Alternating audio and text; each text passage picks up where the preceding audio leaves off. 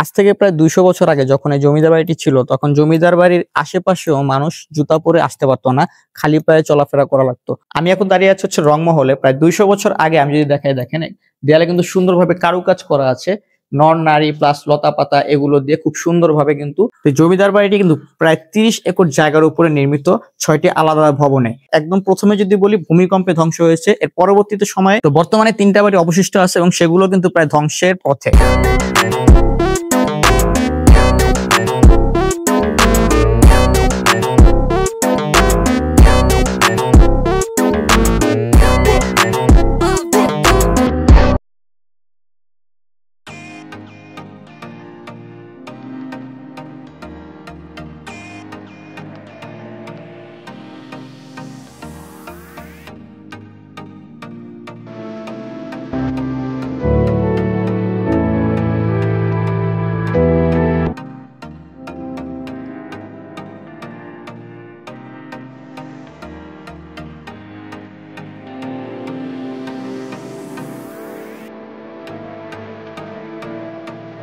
গৌরাঙ্গ জমিদার বাড়িতে আসতে হলে আপনার সর্বপ্রথম আসতে হবে সুনামগঞ্জ সদরে।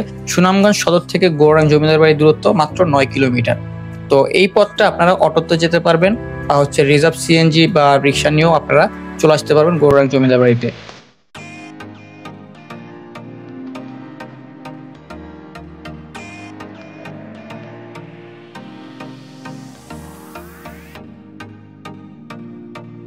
বাংলার মাটিতে শত শত জমিদার বাড়ি দাঁড়িয়ে আছে ইতিহাসের নীরব সাক্ষী হয়ে। সিলেট বিভাগের সুনামগঞ্জ জেলার এই গৌরাঙ্গ জমিদার বাড়ি একসময় ছিল গৌরব, প্রভাব আর ঐশ্বর্যের প্রতীক। আজ তা পরিণত হয়েছে নিস্তব্ধ ধ্বংসাবশেষে। কিন্তু দেয়ালের ভেতর এখনো বেঁচে আছে রাজকীয় গল্প, হারানো সময় আর কিছু না বলা কান্না। আজ আমরা অনুসন্ধান করব গৌরাঙ্গ জমিদার বাড়ির ইতিহাস, তার উত্থান পতন এবং অজানা রহস্যের গল্প।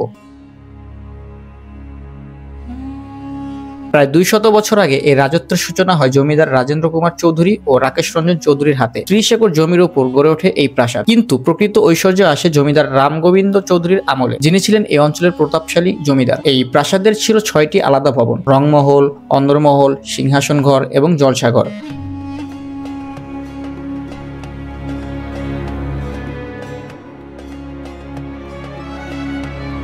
রংমহলের দেয়ালে ছিল নারী ও লতাপাতার মনোরম ছবি। পাশেই ছিল বড় দিঘি, যেখানে জমিদার পরিবারের মহিলারা গোসল করতেন। রামগোবিন্দ চৌধুরীর সময় এই অঞ্চলে জমিদারি এমন এক পর্যায়ে পৌঁছে যেখানে সাধারণ মানুষ তার অনুমতি ছাড়া জুতা পায়ে হেঁটে যেতেও পারত না। জমিদার বাড়িতে প্রতিদিন চলত জলসা, অতিথি আপ্যায়ন আর প্রজাদের বিচার। প্রভাব, রাজকীয়তা এবং ভয়, এই তিনেই গড়া ছিল গৌরাঙ্গের জমিদারি। কিন্তু সময় কারোর জন্য থেমে থাকে না। এক ভূমিকম্পে ধসে পড়ে বাড়ির বড় অংশ। জমিদারের ছোট ভাই মাটি চাপা পড়ে মারা যান। এরপর ১৯৭১ সালে মুক্তিযুদ্ধের সময় পাক বাহিনীরা এই বাড়িতে চালায় ধ্বংসযজ্ঞ। যে প্রাসাদ একসময় ছিল গর্বের প্রতীক, তা পরিণত হয় ছাইয়ে। দেশভাগের পর জমিদারি প্রথা বিলুপ্ত হলে এখানকার জমিদারি সম্পূর্ণভাবে শেষ হয়ে যায়। নগেন্দ্র চৌধুরী ছিলেন শেষ জমিদার। তার ছেলেরা আজ শহরে থাকেন, কিন্তু বাড়িটা রয়ে গেছে শুধু স্মৃতির প্রতীক হয়ে। আজ এই জমিদার বাড়িটি দাঁড়িয়ে আছে অযত্ন আর অবহেলার মাঝে।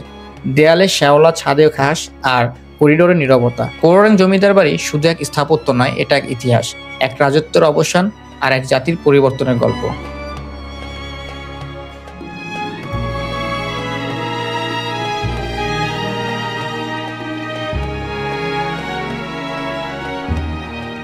আমি এখন দাঁড়িয়ে আছি হচ্ছে রংমহলে। প্রায় ২০০ বছর আগে আমি যদি দেখাই, দেখেন দেয়ালে কিন্তু সুন্দরভাবে কারুকাজ করা আছে।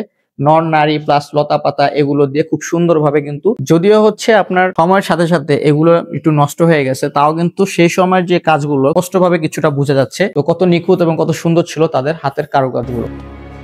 জমিদার বাড়ির চারপাশে ঠিক এরকম প্রাচীর ছিল ঘেরা।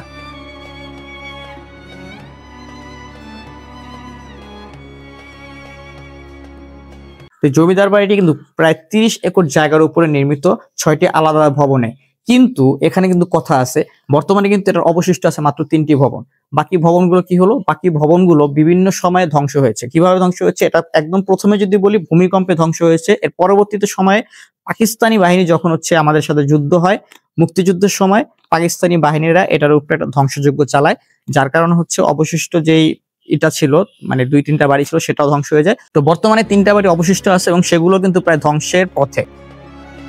বর্তমান সময় থেকে প্রায় 200 বছর পূর্বে এই জমিদার বাড়িটি স্থাপন করা হয় এবং 100 বছর পূর্বে এই জমিদার বাড়িটি একটি ভূমিকম্পে গ্রাস করে, যার ফলে জমিদার বাড়ির বড় একটি অংশ ধ্বংস হয়ে যায়। এবং পরবর্তী সময়ে 1971 সালে যখন মুক্তিযুদ্ধ হয় তখন পাকিস্তানি বাহিনীরা এই জমিদার বাড়ির উপর একটা ধ্বংসযজ্ঞ চালায়, তখনও জমিদার বাড়ির প্রায় অনেকাংশই ধ্বংস হয়ে যায়। বর্তমানে যে অংশগুলো আছে এগুলো হচ্ছে অবশিষ্ট এবং এগুলোও ধ্বংস হয়ে যাচ্ছে অযত্ন অবহেলায়। আজ থেকে প্রায় 200 বছর আগে যখন এই জমিদার বাড়িটি ছিল তখন জমিদার বাড়ির আশেপাশেও মানুষ জুতা পরে আসতে পারতো না, খালি পায়ে চলাফেরা করা লাগতো। তো এ থেকেই বোঝা যায় তাদের দাম্ভিকতা এবং তাদের ক্ষমতা কতটা প্রখর ছিল যে জুতা পরে তাদের প্রাসাদের আশপাশেও আসা যেত না।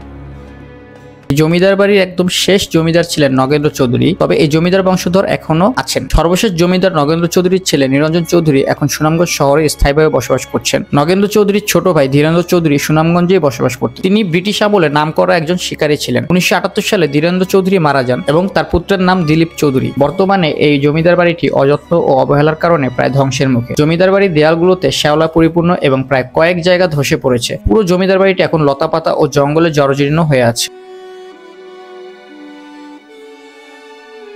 বিভিন্ন ইতিহাস এবং ঐতিহ্য সম্পর্কে জানতে অবশ্যই চ্যানেলটি সাবস্ক্রাইব করে রাখুন এবং ভিডিওটি ভালো লাগলে অবশ্যই লাইক এবং কমেন্ট করে আপনাদের মূল্যবান মতামতগুলো জানান।